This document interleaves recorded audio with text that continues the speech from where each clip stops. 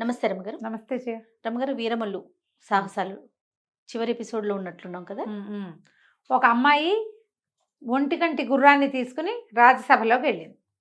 రాజుగారిని ఏమడిగింది? మీరు నేను అడిగిన దానికి రాకుమారుడు ఓకే అంటాడా అని అడిగింది. రాజుగారికి మంత్రి గారికి కూడా మంచి సరదా వచ్చింది. చిన్నపిల్ల ఇంత ఛాలెంజ్ చేస్తుంటే, సరే నువ్వు ఏ విషయంలో పోటీ చేయదలుచుకున్నావో చెప్పు అంటే, మరి నేను అడిగిన షరతుకు ఒప్పుకుంటారా? నేను ఏది అడిగితే అది రాకుమారుడు, లేదా ఏది అడిగితే అది మీరు చెయ్యాలి. ఒప్పుకున్నారు. ఒప్పుకున్నాక ఏ విషయంలో నువ్వు పోటీ పడతామన్నారు. నేను పాండిత్యం విషయంలో కూడా పోటీ పడతా, జనరల్ విషయాల్లో కూడా పోటీ పడతా, యుద్ధ విద్యల విషయంలో కూడా పోటీ పడతా, మీరు ఏది పెడితే అది అనేసరికల్లా సరే మా ఆస్థాన గురువుగారు ఉన్నారు, పండితుడు ఉన్నాడు వీరభద్రుడు. ఈయనెవరు? పాత గురువుగారిని మోసం చేసిన వీరభద్రుడు ఇక్కడ ఉన్నాడు కదా. వీరభద్రుడు గురువుగారు ఉన్నారు, వీరభద్రుడు ఈయనతోటి పోటీ పడమన్నారు. పోటీ పడిన సరికల్లా ఆయన అన్నాడు, ముక్కు పచ్చలారలేదు, పిల్ల పిచ్చికలా ఉంది, ఈ పిల్లతో నాకు పోటీ ఏమిటి అనేసరికల్లా పిచ్చికా పిట్టాకేముందండి, ముఖే ముఖే సరస్వతి, ఎవరి ముఖంలో ఏ సరస్వతి ఉందో మీరు ఏది కావాలంటే అది నాతో మాట్లాడదంటే ఆయన అన్నాడు, నువ్వు ఏం చెయ్యాలి, నీకేం కావాలి అంటే, మాకు అది నేను చెప్పిన వాళ్ళ కాళ్ళు పట్టుకోవాలి అని చెప్పింది పిల్ల. మీరు ఓడిపోతే, నేను ఓడిపోతే మీ కాళ్ళు పట్టుకుంటా, మీరు ఓడిపోతే నేను చెప్పిన వాళ్ళ కాళ్ళు పట్టుకోవాలి మీరు అంటే, అడుగు నీ ఇష్టం ఏదో అన్నాడు. అడగంగానే పిల్ల అడిగింది ఇదేమిటి అని గుర్రాన్ని చూపించింది. ఆయన ఇదే గుడి గుర్రం అన్నాడు. అనగానే పిల్లంది, గుడ్డి గుర్రం ఏమిటి, ఒక కన్ను ఉంది దీనికి, ఒక కన్ను ఉంటే గుడ్డి అంటావా, రెండో కంటికి కట్టేశాము, ఓ కన్ను కనపడుతుంది గుర్రానికి, అదేమవుతుంది, ఒంటికంటి గుర్రం అనాలి, గుడ్డి గుర్రం అనకూడదు. మీరు పప్పులో కాలేశారు. మామూలు వాక్యం కూడా మాట్లాడలేరు, మీకు పెద్ద పాండిత్యం అనేసింది. మీకు పెద్ద పాండిత్యం ఏముంది, మామూలు విషయం. గుర్రానికి రెండు కళ్ళకి గంతలు కట్టి ఉంటే పోనీ, దానికి కళ్ళే కనపట్లేదు, అది ఎటు నడుస్తుందో అంటే పోనీ గుడ్డి. ఓ కన్ను కట్టేస్తుందంటే రెండో కన్ను కనపడుతుందనే కాదు అర్థం, సింపుల్ విషయం కనపడేది కూడా అర్థం చేసుకోలేరా మీరు అనేసరికల్లా ఆయనకు దెబ్బతిన్నట్టు అయిపోయాడు ఆయన. సరే ఏవైనా జంతువులు ఎగురుతాయా మీకు తెలుసా? లోకంలో పక్షులు ఎగురుతాయి కదా, జంతువులు మనుషులు కూడా ఎగరగలరు మీకు తెలుసా? ఈయన అన్నాడు, అట్లా ఎగరవు, భగవంతుడు పక్షులకు మాత్రమే రెక్కలు పెట్టాడు, పక్షిది కాకపోయినా గబ్బిలం కూడా ఎగురుతుంది, అంతే తప్ప ఇక ఏ జంతువు ఎగరదు. ఇదో అని గుర్రాన్ని చూపించింది. గుర్రం ఎట్లా ఎగురుతుంది అన్నాడు. మీరు చెప్పేది తప్పు, గుర్రం ఎగురుతుంది, నా గుర్రాన్ని ఎగిరిస్తాను నేనంది పిల్ల. అని చూస్తూ ఉన్నారు. ఈ లోపల ఆ గుడ్డికి ఒంటికంటికి కట్టుకట్టున్న గుర్రము ఒక్కసారి ఇట్లా రెక్కలు అల్లార్చి పైకి ఎగిరింది. చుట్టూతా తిరిగి వచ్చింది సభాభవనం అంతా. వీళ్ళంతా ఇట్లా అని నిర్ఘాంతపోయి చూస్తూ ఉండిపోయారు. గుర్రం ఎగురుతోంది అంటే లోకంలో నీకు తెలిసిందే విషయం కాదు, నాకు తెలియంది ఏదో ఉండుండొచ్చని నువ్వు ఒప్పుకోవాలిగా. అనగానే గుర్రం కిందకి దిగింది, ఓడిపోయాడు. ఏం లేదు, సింపుల్ పాయింట్. ఇప్పుడు ఆయన నిర్ఘాంతపోయాడు, లేచి నిలబడ్డాడు. మా గుర్రం కాళ్ళు పట్టుకోండి మీరు. గుర్రం కాళ్ళు పట్టుకోండి అంటే ఏముంది పెద్ద, అది గాడిదైతే ఏదో సిగ్గుపడాలి. ఆ వీరభద్రయ్య గారు వదం గారు లేచి వచ్చి గుర్రం దగ్గర కాళ్ళ దగ్గర వంగి దండం పెట్టబోయాడు. గుర్రం కాళ్ళ దగ్గర కూర్చోండి అని చెప్పింది పిల్ల. కూర్చున్నాడు. అప్పుడు ఇది అడిగింది, ఇప్పుడు ఎవరు నాతో యుద్ధం చేస్తారు, ఇప్పుడు నాతోటి ఎవరు పోటీ పడతారు? ఇప్పుడు ఇంకెవరున్నారు? జగత్సింహుడు ఉన్నాడు. ఆయన బోళ్ళంత కత్తి కటార్లు అవి ఇవి నేర్చుకున్నాడు. ఇంతకుముందు ఆ కుర్రాడిని వీరమల్లుని నీకు అంగరక్షకుడుగా పెడతాను తండ్రి అంటే, నాకు బోళ్ళంత సాహసిని, నేను బోళ్ళని యుద్ధాలు వచ్చు, యుద్ధ విద్యలు వచ్చు, నాకు వీడికేమొచ్చు, శాస్త్రం లేదు, వీడి పాడు లేదు అన్నాడు కదా. నాకు వచ్చు, నేను చేస్తానన్నాడు కానీ నువ్వు ఆడపిల్లవి, అమ్మాయితోటి నేను శాస్త్ర పరీక్షకి దిగను, యుద్ధం చెయ్యను స్త్రీలతోటి, నా నియమం అనేసరికి పిల్లంది, మీకు సరి జోడిని ఇంకోటి తీసుకొస్తాను, నేను సరిపడేవాడిని తెస్తాను, వాడితో చెయ్యి యుద్ధం అనేసరికల్లా ఆలోచించారు. ఇప్పుడు పిల్ల వచ్చింది, ఒక గుర్రంతో అమ్మాయి వచ్చింది, దానికి పట్టుమని 13 ఏళ్ళు లేవు. ఆ గుర్రం ఏమో మాయ గుర్రం వల్లే ఉంది, రెక్కలు వేసుకుని ఎగిరింది యూనికార్న్ లాగా. ఇప్పుడు దీన్ని ఏం చేయటం అని ఆలోచించి, సరే నువ్వెవరిని పిలుస్తావో పిలువంటే, ఇదిగో నీ సరిజోదు అని ఇలా చేయి చూపించింది. చేయి చూపిస్తే గాల్లో ఒక కత్తి తను నిలబడింది అక్కడ. అనగానే తను అన్నాడు, మన రాజకుమారుడు గట్టి గట్టిగా అరిచాడు, కేకలు పెట్టాడు. ఇది మోసం, ఏదో మాయమంత్రం జరుగుతోంది ఇక్కడ. మంత్రాల వాదితోటి ఎట్లా పరీక్షకు దిగుతాము? ఇందాక ఆల్రెడీ గురుగారిని వీరభద్రం గారిని గుర్రం కాళ్ళ దగ్గర కూర్చోబెట్టింది మాయతోటే.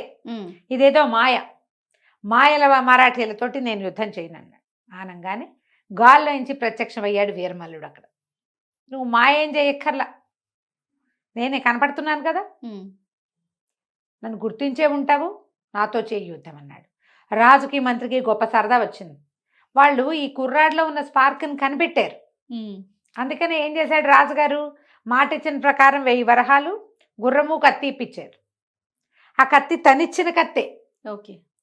కుర్రాడు 2 నెలలు తిరగకుండా వచ్చేసాడు యుద్ధం చేయటానికి సిద్ధంగా. అక్కడి నుంచి రాజకుమారుడు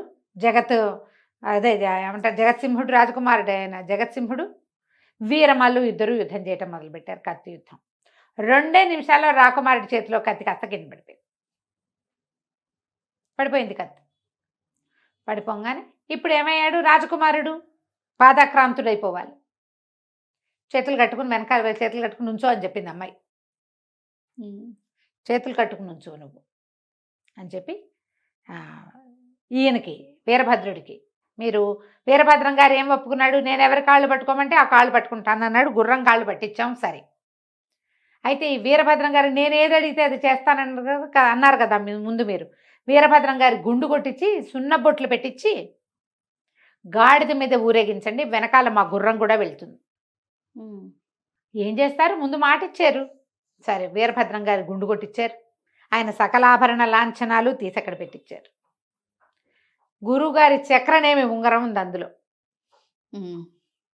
అవన్నీ తీసి అక్కడ పెట్టారు. గుండు చేయించి గుండు మీద సున్నబొట్లు పెట్టించి మొహానికి మసిరాసి గాడిద మీద ఎక్కించి ఆ గాడిద వెనకాల గుర్రాన్ని పంపించారు. పంపించాక రాజుగారు అడిగాడు, అబ్బాయి ఈ అమ్మాయి ఎవరు, ఈ 1 గంట గుర్రం ఎక్కడిది, నీకు ఇంత విద్య ఎట్లా వచ్చింది అనగానే ఆ కుర్రాడు చెప్పాడు, నాకు ఒక మణి సహాయం దొరికింది. నేను నా అత్యంత సాహసంతో అమ్మవారిని త్రిపుర భైరవిని ప్రసన్నం చేసుకున్నాను. ఆమె నాకు అన్ని విద్యలు ఇచ్చింది, అన్ని విద్యలు వచ్చినాయి, అందుకని కత్తి విద్య కూడా వచ్చేసింది. ఇప్పుడు వీరభద్రుడు అనే ఆయన మేము ఆశ్రయించిన ఒక గురువు గారి పురాతన శిష్యుడు. గురువుని మోసం చేసి ఆయన యొక్క విద్యా రహస్యమైన చక్రనేమి అంగుళీకాన్ని కాజేశాడు. గురువు ఇక్కడికి వచ్చి అంగుళీకం ఇచ్చేసేయి అని అడిగినా కూడా గురువుని అవమానించాడు. అందుకని మా గురువే ఆ గుర్రం రూపంలో వచ్చిన ఆయన. అది మీరిచ్చిన గుర్రం కాదు. ఆయన పక్కదోవ పట్టించడానికే దానికి ఒక కన్ను కట్టేశాం. పక్కదోవ పడతారు ఎవరైనా, అంతేగా. చివరికి వీరభద్రం గారు తన గురువుతో పాటే పక్కనే వెళ్తూ గాడిద మీద ఎక్కి ఊరేగాడు. ఆయన తన అవమానానికి తగిన శాస్తి చేశాం. నేను ఈ విద్యలన్నీ నేర్చుకున్నాను అని చెప్తే రాజుకు మంచి సంతోషం వచ్చింది. ఎందుకంటే ఈ కుర్రాడిలో స్పార్క్ కనిపెట్టాం, కానీ వీడి దగ్గర ఒక టెంపర్తనం ఉంది. ఈ రాజకుమార్తె ఈ పిల్ల ఏమంది, జగదీశ్వరి, 13 ఏళ్ల వయసు ఉన్న పిల్ల, ఈ పిల్ల జగదీశ్వరి ఏమంది, రాజకుమారుడు ఓడిపోయాడు కాబట్టి ఈ రాజ్యం మా వాడికి ఇవ్వాలి, ఓకే, గెలిచిన వాడికి ఇవ్వాలి కదా అనగానే రాజు లేచి నిలబడ్డాడు. కానీ వీడు ఒప్పుకోలే. వీరమల్లి, వద్దు వద్దు, నాకు రాజ్యం అక్కర్లేదు, నన్ను ఆ రోజు అవమానించారు. ఆటల్లో ఒక పిల్లవాడు 2వ వాడిని తోసేస్తే వాడికి ఇంత కఠినమైన శిక్ష విధించక్కర్లా, వాడి తండ్రి మాకి మరణానికి కారణం కావక్కర్లా, వాడి తండ్రి మరణాన్ని అపహాస్యం చేయక్కర్లా, వృద్ధులు బతికుండకూడదనేటువంటి ఒక వాక్యాన్ని అనక్కర్లేదు. అవన్నీ అన్నందుకు నేను సభలో రాకుమారుని ఓడించదలుచుకున్నా, అంతేగాని నేను రాజకుమారుడి కంటే ఎక్కువని కాదు. అతను తన పద్ధతి మార్చుకుంటే నేను అంగరక్షకుడుగా ఉండటానికి సిద్ధంగా ఉన్నాను. నా దగ్గరున్న విద్యలతో ఈ రాజ్యాన్ని రక్షిస్తాను. నేను విద్యకి వినయం కావాలి. వీడికి ఒరిజినల్గా వినయశీలి కాదు అతను. కానీ ఎప్పుడైతే గురువు గారి దగ్గరికి వెళ్ళాడో, ఆ గురువు అనారోగ్యంతో ఉన్న గురువు దగ్గర మాట్లాడిన మాటలతోటి అతను తెలుసుకున్నాడు, నాకు ఏదైనా విద్య వస్తే వచ్చని రెచ్చిపోకూడదు, అది శాస్తి జరుగుతుంది ఏదో ఒక రోజు. అది విద్య కలిగిన వాడు ఎంతలో ఉండాలో అంతలో ఉండి తీరాలి. నా అంతవాడు లేడంటే నిన్ను మించిన వాడు తాడింది అనేవాడు ఉంటే ఇంకొకడు వస్తాడు, వాడు తలకాయ తన్నేవాడు. అందుకని నేను వినయాన్ని అవలంబిస్తాను. రాజకుమారుడు తన తప్పు ఒప్పుకుంటే చాలు, ఇంకేం అక్కర్లేదు నాకు అన్నాడు. అనగానే ఆ జగత్సింహుడు కబుక్కను ముందుకొచ్చి వీరమల్లు చేతులు పుచ్చుకున్నాడు. బాల్య చాపల్యం నీకెంతుందో నాకు కూడా అంతే ఉంది. చాపల్యంతో తర్వాత నా తండ్రి రాజు, నేను రాకుమారిని అన్న అహంకారంతో నేను నీ పట్ల సరిగ్గా ప్రవర్తించలేదు. నా ప్రవర్తన మార్చుకుంటాను. ఈ పాఠం చాలు నాకు. నువ్వు మన రాజ్యంలోనే ఉండు, నాకు అంగరక్షకుడుగానే ఉండు, ఎప్పటికీ నువ్వు నాతోటే ఉండు అని బాగా ప్రేమగా అడిగాడు. అడగంగానే ఒప్పుకున్నారు. సభకులందరూ చప్పట్లు కొట్టారు. రాజకుమారుడు అంతవాడు దిగి ఇంకొద్ది రోజుల్లో రాజు కాబోయేవాడు, తనంతట తను నన్ను క్షమించు అని సభలో చెప్పినందుకు అందరూ సంతోషించి ఎంత వినయశీలయ్యాడు కదా. ఒక మంచి వాసన వచ్చే వస్తువుని సాధారణ వస్తువు పక్కన పెడితే ఆ వస్తువు కూడా వాసన పట్టుకుంటుంది. వినయము, మంచితనము, స్నేహము, ప్రేమ పక్క వాళ్ళని మారుస్తాయి. అలాంటి వాళ్ళని మనతో ఉంచుకోవాలి ఎప్పుడు కూడా. రాజు ఎంతో సంతోషించి ఈ పిల్ల పేరు కనుక్కుని, జగదీశ్వరి పేరు, మీకు ఇద్దరికి ఏమిటి, ఎక్కడి నుంచి తీసుకొచ్చావు ఏంటి అన్నీ అడిగి, ఈ మొత్తం ఈ అమ్మాయిని అమ్మవారు వివాహం చేసుకోమందని తెలిసి వీళ్ళిద్దరికీ వివాహం చేసి ఆ స్థానంలోనే అట్టుపెట్టుకున్నాడు. దీంతో వీరమల్లుడి సాహసం కథ పూర్తయింది. కథ కంచికి మనం ఇంటికి. చాలా చాలా బాగుంది రమ్మగారు. నమస్తే. నమస్తే.